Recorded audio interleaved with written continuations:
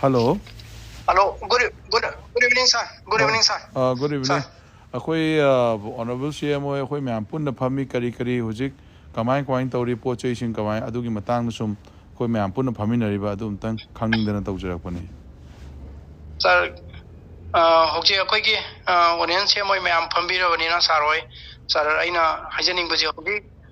numai kapa khopa hujik se lep tuna leiri hujik akoi ki lep tuna leiri aduna akoi ki more ki loyo taji thengnana hona bada hujik kano central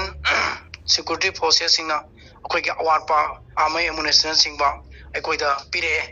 aduna akoi rai laina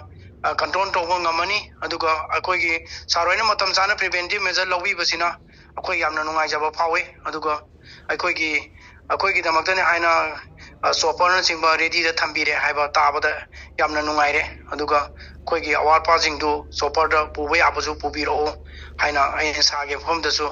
ani ningsing jari security jing na su atoba central process na su akoi da cooperation pun na pi dana akoi ka punna samina na ba haiba ki step da hoji leminare haina sada tamninge Oh, fare yam nungai jare adudi ai honorable CM da haijarage aduga tekta kaidana mayam punomak ninghanna leitana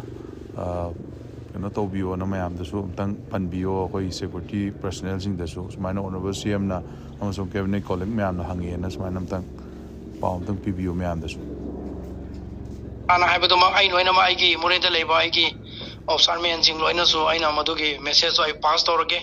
punamak saroina matam chana preventive measure lawbi dana akoi ki tawbirapaje yam nungai jare sir aina sar mayambo thagat pa phongchok jari sir. Thank you.